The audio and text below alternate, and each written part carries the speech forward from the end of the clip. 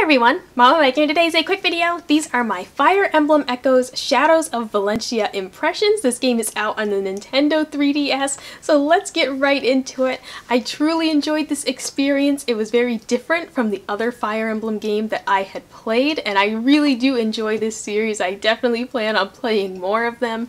This game sets you off on two separate missions. Playing as Alm, you are on the battlefield leading a group known as the Deliverance, and you are driving the Regalian army out of Zofia by force.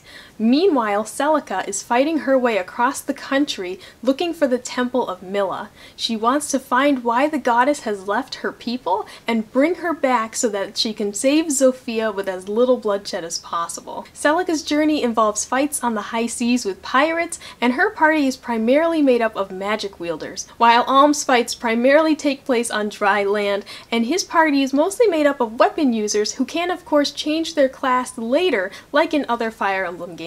Once great friends, Celica and Alm are now at odds as to how to save Zofia, and their complicated past lives only add to their inability to understand each other. This adds a healthy tension to the storyline as the two of them go all out to save their country in their own way. In the beginning, the game will dictate whether you play as Alm or play as Celica, but later on you'll be able to choose how you want to play and which storyline you'd like to advance. While visiting different locations on the map, you will have the Examine icon, which is a magnifying glass. This puts a reticle on the screen so that you can look at your surroundings. You'll find items, health items and such, and that's fun. I really enjoyed that aspect of the game. Each time I got to a new location, checking out my surroundings. There's also the option to talk, and that allows you to talk to the people in that area and to learn more about the surroundings. Usually too, items that you find along the way, you may find people who are looking for such items, and it has little storylines that go along with it. Talking to the people in your area and selling or sharing items with them will increase your renown throughout the area, which I'm not exactly sure does a lot throughout the game. I didn't notice a difference after doing those little missions where it said my renown had increased. I didn't really see anything different that jumped out at me that these missions affected this area of the story, but it was nice to help out the people, and there were some nice little side stories along with that. Of course, the biggest part of this game that I want to talk about is the dungeons. I was very much anticipating the free roam dungeons from the moment that this game was announced, and they did not disappoint. The dungeons in this game are fairly straightforward. There's really not many mazes or puzzles to solve.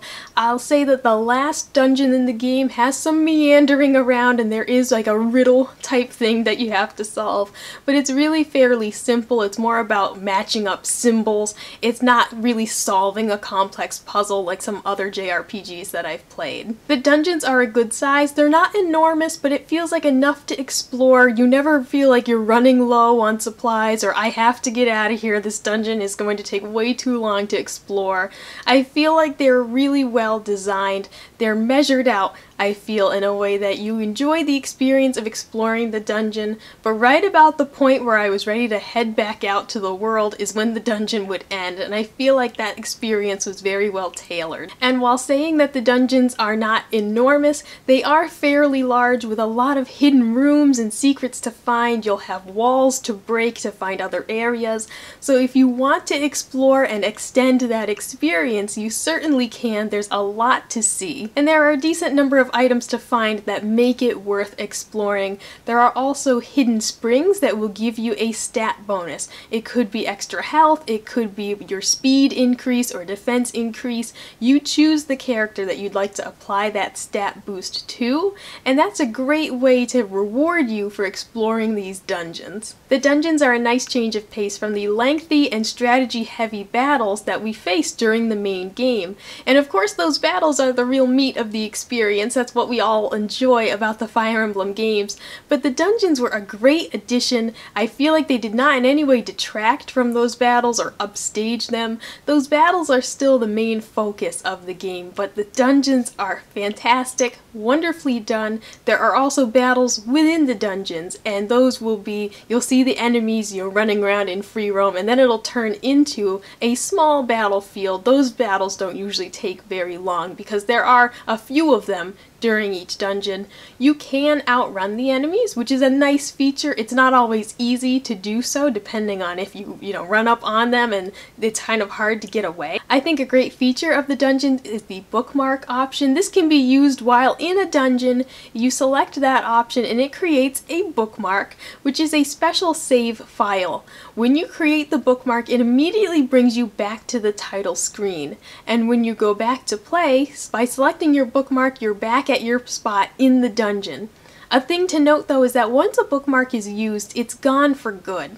So let's say that you created a bookmark, you went back to play. If you closed the console or shut it off, your bookmark is no longer there. You'd need to create a new one before shutting off the console or stopping playing the game. So that's just a thing to keep in mind. They're not like regular save files where if you close the console it will revert back to that last save. If you close your console or shut it off after using your bookmark, it will not revert back to the bookmark. It's going to go back to the last save file that you altered. Within this game we also have what's called Milla's turn wheel. This is described as a mystery item from the goddess herself. You use it to turn back time during battles. There is a limit on how many times you can do that.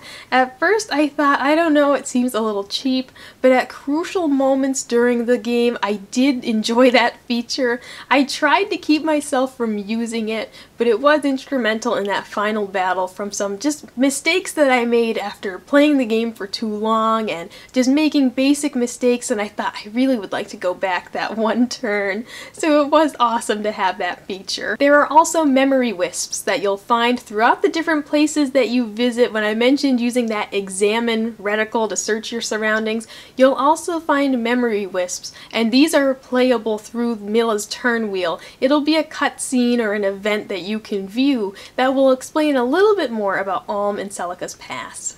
Next, let's talk about the story, and of course no spoilers here. Overall, I liked the story a lot, but my biggest letdown was that the main characters are rather young, and I feel as though that lessened the impact of the story a little.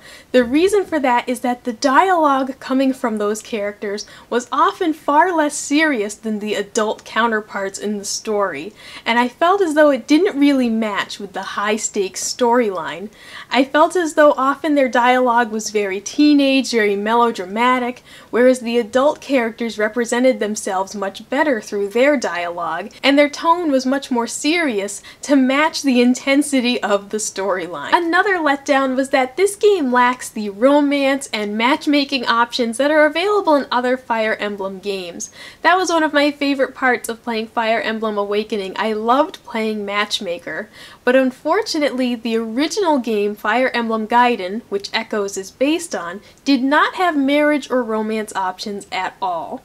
So in this game the romance options are predetermined and they do not affect the battlefield, meaning that the couples that are set up do not have the combo moves or the special strikes that they can do in other Fire Emblem games, and I really did miss that because more than just playing Matchmaker, you are building a stronger party by putting certain characters together for those combo moves. Overall, I truly enjoyed the story. I really liked the aspect of playing those two separate sides, Alm and Celica. I felt as though their battles, while separate along the way, converged really nicely at the end. And the end of the game just wraps things up very well. It was an amazing conclusion to a wonderful story. And they also have a brief epilogue for each character like in other Fire Emblem games, and I feel as though that really rounds out the experience, and it's something nice to read as the credits go by. A note to make when talking about the story is the voice acting in this game was not phenomenal. It was decent at best. I usually play with my 3DS on silent though anyway, so I feel as though I was not missing anything. I'll say that some characters are very well done. Most of them are just okay. The ones that are well done though, however, don't make a big enough impact to make it worth listening to the dialogue rather than simply reading it. Another aspect of this game that I want to mention is that unlike past Fire Emblem games that have the weapons triangle where sword beats lance, lance beats axe, etc., that rock, paper, scissors game is not a feature of Fire Emblem Echoes. Instead, your attack is simply based on your attack strength and their defense. It does not use that rock, paper, scissors or that weapons triangle anymore. It does simplify the combat quite a bit, but I do feel as though I missed that aspect of it. I really enjoyed sort of laying out my battlefield based on who had what weapons. I feel as though that's a feature I really enjoyed from the other Fire Emblem games. The 3D in this game was very well done. I don't usually play games in 3D because it does make my eyes a little tired, but it was very well done. I'll especially note the map. It sounds weird, but the overall map, when you're just looking at the game world, looks fantastic in 3D because they have these kind of clouds in it and it looks really cool. And to the battlefield, because this game is very pixely, it actually looks great to play in 3D because it puts sort of the background and the environments on a whole new level. My final playtime on this game was 35 hours and 56 minutes. I'll note that it's probably closer to 40 plus hours because of course the game does not keep track of if you lose a battle and it puts you back to the beginning of it, and I'm sure that I added a few more hours of playtime, especially with the final battle, which was really intense. I played that over and over again until I finally beat it, and I had such a huge feeling of accomplishment when I had finally beat the final boss in the game, and it was a fantastic experience from start to finish. So that was my impressions video for Fire Emblem Echoes Shadows of Valentia. Let me know in the comments below if you've played this game and what you thought of it, and how you'd compare it to other Fire Emblem games that you've played. Like, comment, and subscribe if you want to see more, and I'll see you next time. Bye!